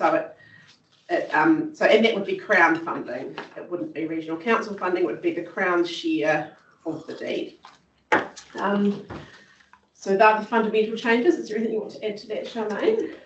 No, so just within that 3-year time period, we'll be working with our partners, BOPRC, RLC, looking at ways in which we can secure sustainable funding for the role for TALT in terms of our status, being a party to the deed, and then recognising our status as a treaty partner and owner of the lake beds and having a leadership role within the program. So as Arapita had mentioned, we'll be looking at ways and means in which we can collectively look for some longer term funding, and also looking at broader ways in which we can, source funding that doesn't rely upon Crown funding, as we know the challenges that the government is going through at present. So really it will be a collaborative effort to look at what that transition plan will look like. So we've got 3 years to be able to work through that. And I should also mention that the reason it's short term, that it's just for 3 years, is it comes out of the Crown contribution, which would effectively go to the engineering solutions target for Lake Rotorua constructed wetlands.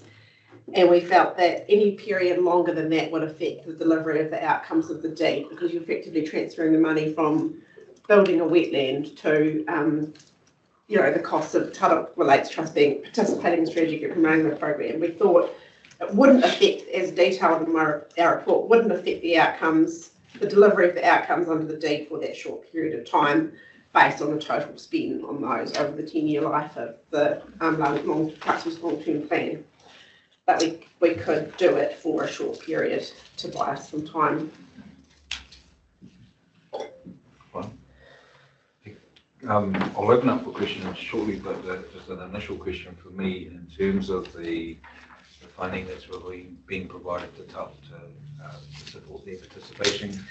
Soweto or Charmaine, can you just give us a bit of an idea of what does that mean practically and how will TUP elevate their role in this? Sure. So the funding allocated will be 150k per year for 3 years. And essentially, well, we have deliverables to meet in terms of the deed, which would include delivering the 6-monthly report and the annual report, facilitating steering group and strategy group meetings, and having that time to build our capability and capability capacity within that time frame in order for us to be able to take on that leadership role that we should have.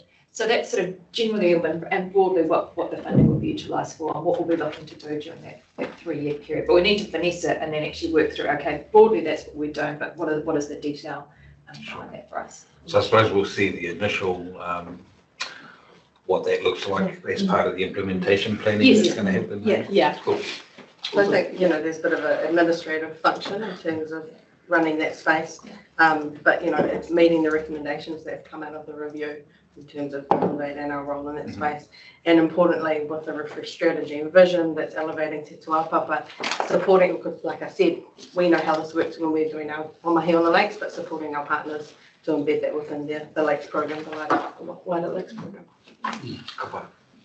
Okay, so there's essentially just 2 changes that are made in this variation to the deed. I just want to come back to the issue that Chair Leader raised in the break. Andrew mentioned that thinks that's already been solved. Do you just want to give us an update on that, please? Or Stavros? Well, I think sort of from the Rotorua Lakes Council perspective, that there is a binding commitment made by the organisation to pay or reimburse the incentives program in the prescribed time frame that's in the variation deed. And obviously, it's going to be any legislative changes to make sure that the organisation, the Rotorua Lakes Council, doesn't exist, or equally. We apply to the Bay of Plenty Regional Council too, so both organizations be affected by that.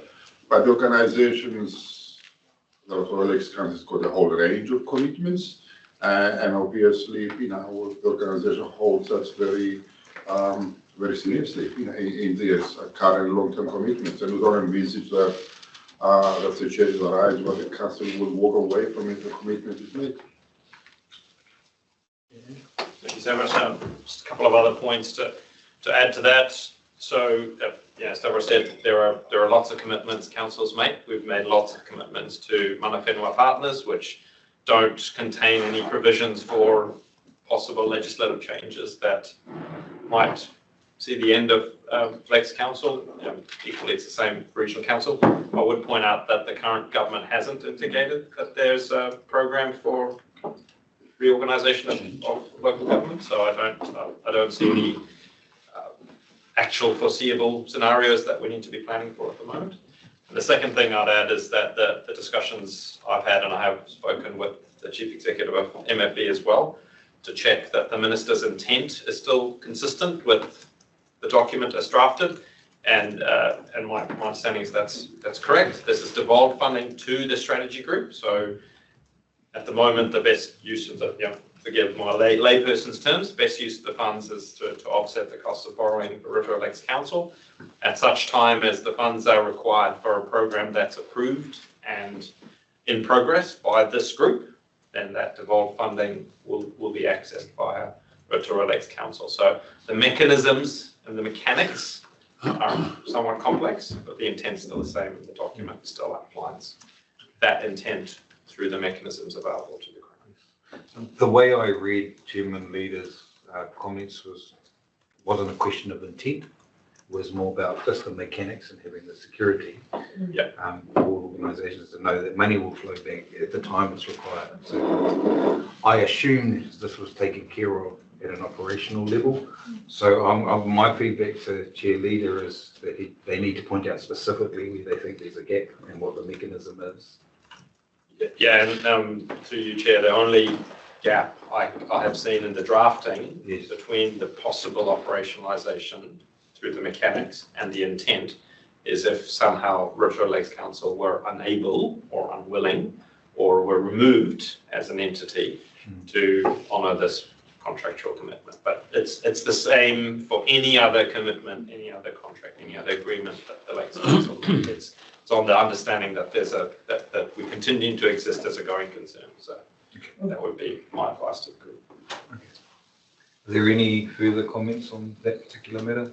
I do want to, just from certainly the elected members' perspective, just signal that it is absolutely our intent, and every new council, this term we had 7 new councillors around the table, but we do act in a very professional way. We're guided by our organisation. It's a long-term relationship that we have with the 3 parties here, so we would absolutely be seeking to honour that agreement, but also I'm fortunate to have a good relationship with the ministers in this government, and I have not at any time heard any signal of continuing with the future for local government reforms, as was led, and obviously those reports and recommendations suggested under the previous local government. So I do appreciate the risk that Chairman Leader has identified, but I think it would be very, very minor.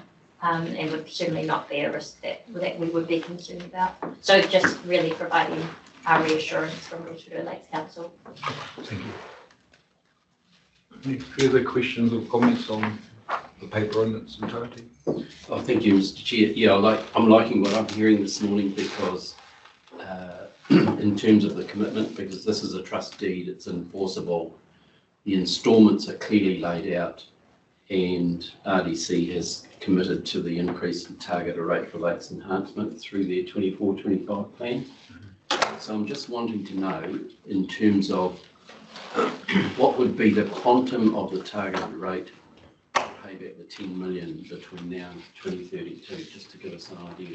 Do you know what that is going to be, Andrew or Tony? Good question. So per ratepayer cost? Yeah, because at the moment I believe it's about $60. It's gone from $30 to $60 target rate for lake enhancement.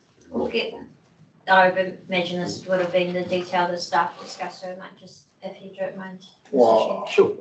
Look, I think the rate increased to, close to $70 from, used to be 25, to $70. Our chief financial officer and financial modeling made appropriate modeling projections into that revenue. But again, although that is the instrument, to gather the funds, the Rotorua Lakes Council, I think we need to reassure everyone, is not really locked onto that instrument. That instrument is one of the many options to do. The council made a commitment to reimburse, or reinvest the money. The council may use any other financial instrument, to fulfill its obligations. The deeds describes very precisely the process, the outcomes expected, and the reporting procedures, and so on. And our commitment starts with this at the moment. But the numerical terms, the council of I think it's about $70 at the moment. But again, the councils, may increase that, that rate from time to time as they see fit to fulfill their financial strategy. So just for clarification, that becomes a liability on the books, I imagine. Yeah. And that'll be all part of the audit process, and there'll be a commitment. So I'm struggling to see how there are any gaps given the strength of the deed change. It's not some whimsical handshake. It's a legal and binding. Yeah, the trust deed is a trust deed. Yeah. So, it's enforceable. Yeah. So I don't see any fear around that. I don't think we should have any fear Oh, around. my fear is, Greg, sorry, my fear is that I've got farmers out there wanting to convert, wanting to buy nitrogen from us, and between now and 2032, and those instalments are necessary to buy the nitrogen to enforce the integrated framework to comply with Plan Change 11. Because otherwise, if it's not paid, we end up paying twice, and I just don't want to do that. So that's my nervousness. I've got farmers saying we will be buying nitrogen up to the 100 tonnes. So. Well, that would be good, because it hasn't really happened in. Well, I've got till 2032 to do it, Greg. Yeah. Thank you. Sorry, I also, we did just have some kōrero previously that I wanted to acknowledge around Arawa Lakes Trust and the funding support for it. So also wanted to make sure that we're signalling the support for that. And thank you for providing detail on the 150,000. Arawa Lakes Trust is a very important partner, but I think probably too often from an iwi and entity perspective, to be quite honest, we're not valuing through financial contributions their time, expertise that they bring to the table and support that they bring. So I'm very happy to be ensuring that we're doing that. You know, Any final comments, questions? No? Just before we move this to moving the resolutions, the concerns raised by Chair Leader, it sounds like it's taken care of, but I just want to make the point that this has been a bit of an issue the whole way through working this out. A bit of a feeling that you won't pay. This is some of the behaviours we need to tidy up, Tane. Ideally, I expect when it gets pushed back down to operations, they work out all those matters. We know that the money's going to flow back in time and all of that, and we don't have to have this commentary at this table. They should be taking care of it at an operational level, particularly given it was signalled as a risk earlier on. I don't normally growl, and I'm probably growling, and the person's not here, so Doug, I'll ring you later. But I want to make that point because today we refresh the strategy, and part of refreshing the strategy is refreshing our behaviours. Goodbye. Okay, I'll call for a move. Oh, sorry. Sorry, we just need to slightly change that recommendation because the version that we circulated on Wednesday night is actually very slightly tweaked because of legal stuff. So can we slightly change the recommendation to direct staff to finalise the detailed changes to the deed? To enact this report, the recommendations of the report, and provide to the last time it was signed by the two chairs and the mayor, if we're happy with that, provide to the leadership of each organisation to execute. Yeah. Is that all right? Into a nice little recommendation. Direct staff to finalise the detailed changes to the deed. Okay. And concise. Based on the report. To say that if anyone wants to jump in and change anything, that's fine. And provide to the leader of each organisation for execution. For 3 parties. For 3 parties, of each of the 3 parties, the execution. So if you feel free to change anything that I've got wrong here. We'll just get it typed up and I'll read it. Make sure we're all comfortable with it. Yeah, that is, I'm aware that from a legal perspective, that would be correct, that you're noting that we will sign to execute. Yes, we're going to execute it with the sort of there's some little wording things to fix. So yeah. So have all the members seen the final change version or not? We could, if you wanted to, we can circulate that prior to it being signed. If you wanted to do that. Yeah. So what I'm hearing is some final little tweaks that need to be made. Yeah. We'll see what the version is. Yeah, and so we could add in there circulate to members. I think it's circulated to members, but it's ultimately for each of the organisations to review and sign off. Yeah. It's for us, it's just to have a quick check on it.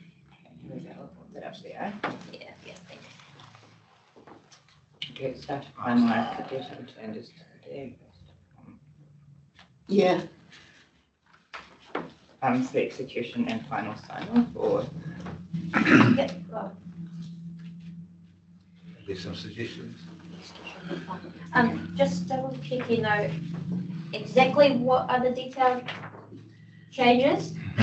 So there was Oh, just like I'd really love to just wrap this up. right.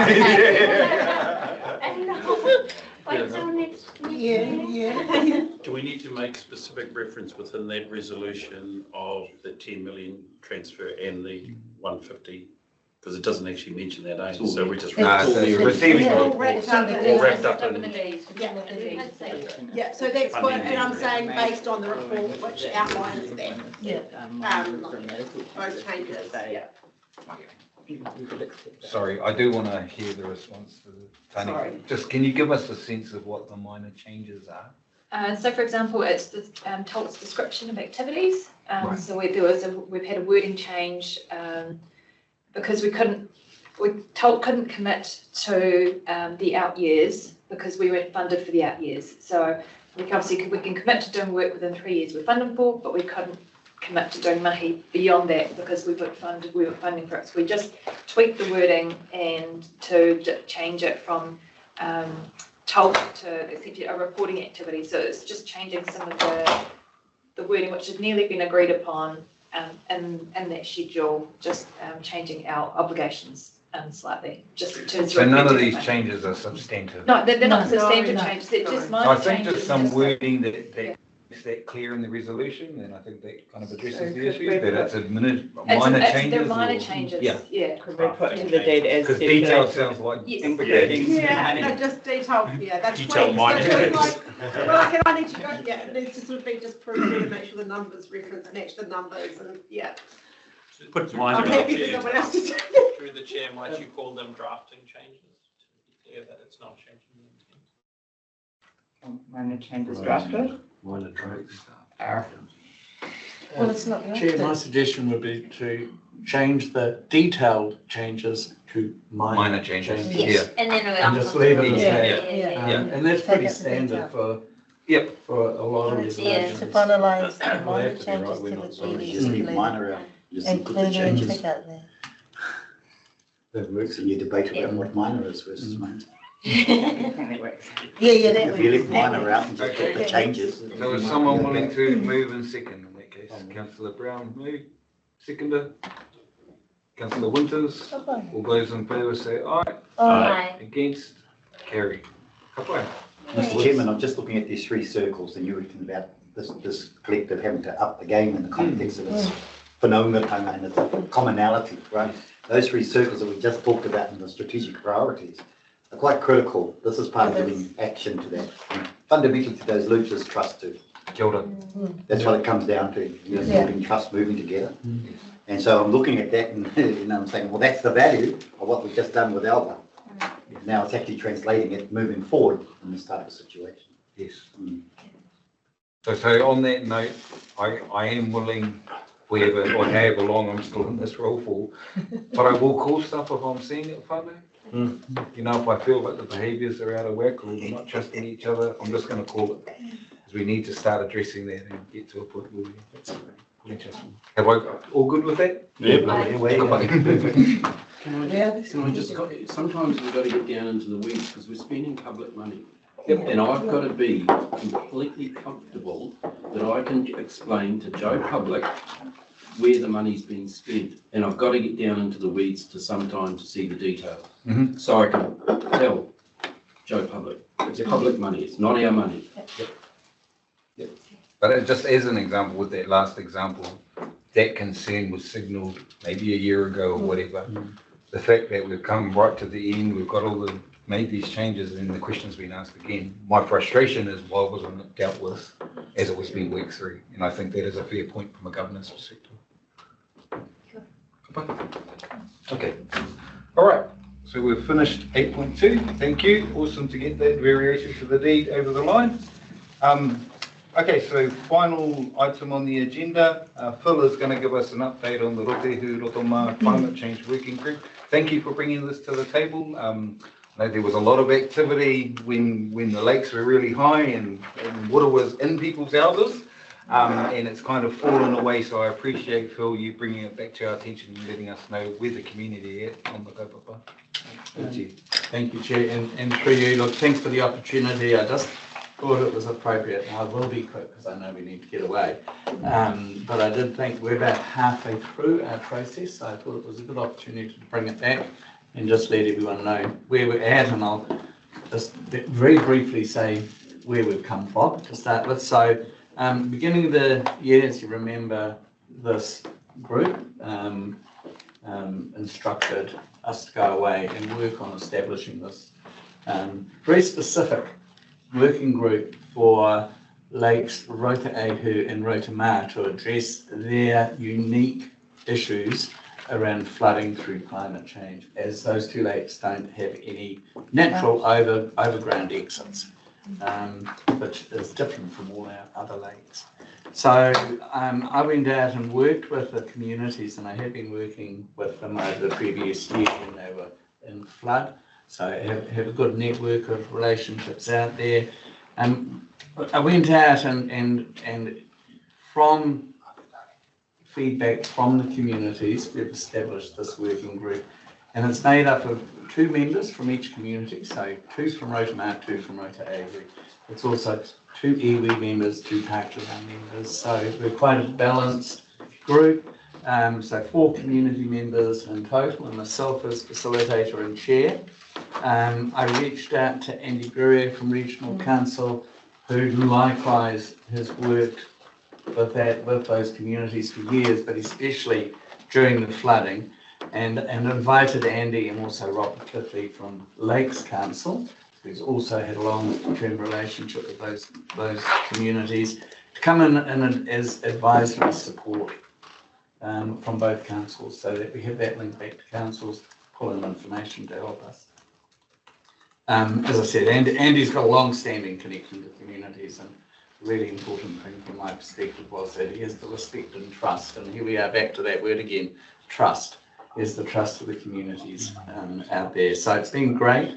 Andy introduced me to Nick Newman and Anna Sereno, who from Regional Council's Climate Change Resilience Program. So people might not know this, but there's a small dedicated team within Regional Council working on helping communities address climate change issues. And after talking to them, I thought that it would be really worthwhile, and invited them to present to our working group. Working group was going, this is fantastic. And so consequently, we invited Nick and Anna to join the working group. And they've been helping us shape our way forward. So we meet every month via Zoom. It's how it works for our community members. Have very busy lives, so doing it online is the way that we do it. But also we're working towards that. We will do some face-to-face meetings, and actually next week we've got an in-person workshop where we've pulled in all our key, I'm going to say formal stakeholders, so people like NZTA, Civil Defence. We've pulled in people from both councils, so like the environmental team from Regional Council, roading team from Lakes Council, those sorts of groups, to come through to look at where we're at now and the issues that they are facing in terms of what they might need to do out in those communities to sort of help future-proof us. And we're also looking at having a hui with people from the community most affected last year. So, you know, I'm talking about Joan and John. So when we went on our boat trip out to Rotorua last year, we saw Joan and John's house about to be flooded right there by the boat ramp. Now, they still have not been able to get back into their house. So we want to give those people like them and Bryce at Rotorua and the campground people and Glenn and those sorts. We want to give them the opportunity to talk about their experiences, what worked for them in terms of councils going out and helping them, what didn't work, those sorts of things. So we'll hold a hui for them as well, so we can pull in their feedback. And then we're going to work out our positions of, and I think the really important thing for us, and the thing that Nick and Anna have taught us, is that we need to learn to frame our correct questions. It's really easy for us to go out and say, oh, we know the road to Rotorua had flooded, we know this, we know that, and so the solution is that we need to build that road up, or we need to do this. And those are answers, but they might not be, they might be the right answers to the wrong questions. So we're working at the moment to find out what the right questions to ask are. When we think we've got those, we're then going to go out and do another public hui for the whole community, tell them where we think we are, and to get their feedback on it. So to get that validated by the community that they feel going in the right direction. Once we've done that, we will then start working on those answers. We will then take those answers, what we think of as being possible solutions, back out to the community for another hui to get them to say, yep, you're going in the right direction. At that stage, we will pull it all together, and we're coming back to this group with a final report in mid next year, I think. So not the April meeting, but the following meeting, I guess. And we're hoping there that we'll have a list of possible actions for the issues we've identified. So that we'll have the possible actions that we're really hoping both councils at Te Arawa Lakes Trust will support communities in actioning to help them protect themselves coming forward. And we're very focused on coming up with a set of concrete suggestions that will help that community. So not necessarily big picture stuff, but things that will enable those communities to thrive and strengthen. And you know, I looked at our new 3 priorities, and they absolutely, what we're doing here, coincidentally, absolutely matches those priorities. We're working in exactly those areas, and that's where our focus is. So I think it's all come together quite well. We're doing really well at the moment. It's a great group to be working with. I'm really enjoying it. Here's my report. Thank you very much, Phil. And any questions, feel free to ask or get in touch with me afterwards. I know we're running out of time. Yeah, just in the interest of time, we'll have to follow up with Phil afterwards if you have any questions. Sorry, Phil. Yeah, no, we're at 11:45. There was one item that wasn't on the agenda that I wanted to raise, and it was around some work that's going on around a potential regional park. Regional Council have been doing some work on it, so I've become aware of that. Basically just wanted to understand where that fits in the Lakes program or not. But in the interest of time, I don't expect an answer today. I think if it can be brought back in the next meeting. I think that's, yeah, we can give, I can give you a much better update then too. Okay. Yeah. I can do a report or something, yeah. Can I have 30 seconds? Sure. Chief? So a number of us in this room attended the New Zealand Freshwater Science Society biennial conference in Rotorua a couple of weeks ago. And I attended for the 3 days, really busy conference.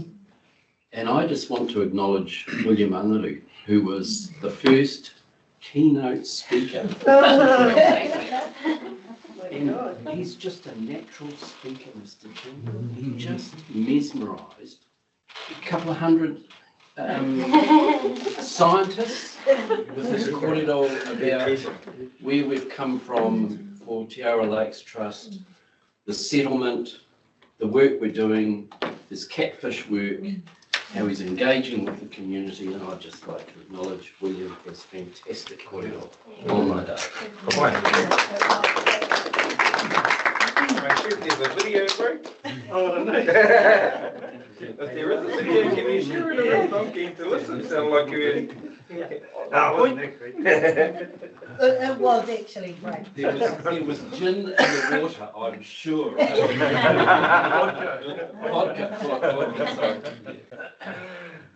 Oh, just on the regional park, we're having a report back to council next week, 11th of December, on the sort of business case. We'll have more information to share with this group after that.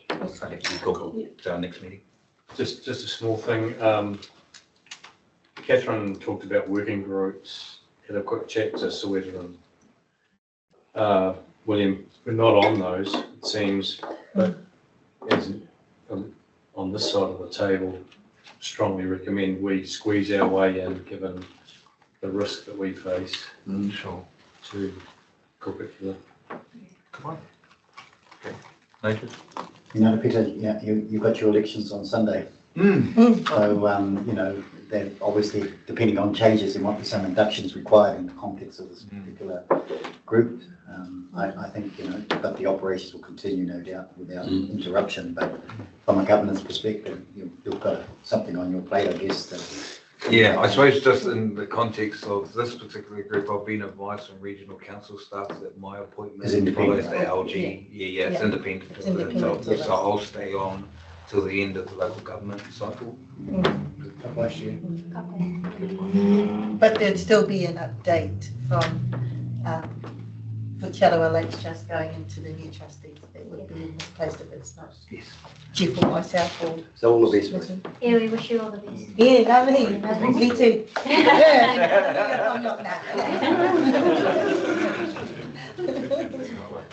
Okay, well, we're at the end of the agenda. Before we wrap up, just want to wish everybody a good time over Christmas, a safe time with our whānau, time to rest, time to connect with our lakes instead of boardrooms. So enjoy your Christmas break, whānau. I'll just offer a karakia to close off this week. The day isn't over for those who can make it. We're heading up to Tarawera for haringa on a boat and to learn about some of the awesome mahi that's going on. Can we just confirm the meeting spot for that Soweto, because it's not the landing, is it? It's where the Kariri point. Yeah. So just Carry on. Carry on. Kariri point. At 12:30, we're going to depart, aren't we? Yep. Correct. Yep. Sweet. So we need to hurry. Departing on Sophia, the vessel, yep, onto the lake. Yep. And everyone's So coming Kariri in your room. Yep. Oh, sorry. 12:30. 12:30. Yeah. You leave here, get straight there, please. Yes, yeah. We're at 10 too. Okay, I'll offer a karakia to close out the kahiri tātou. Aunuhi atu rā ki te uritapunu i a tāne. Unihia kia māma kia wātea wei nei tauira, kia whakaputara ki te whai au ki te amarama. He rongo kia au, kia maru, kia whapeiri ake ngā āhuatanga o tēnei huihuinga kirunga, whāno, tūmai te toki, haumie, hui e, tāi. Kia ora tātou. Kia ora.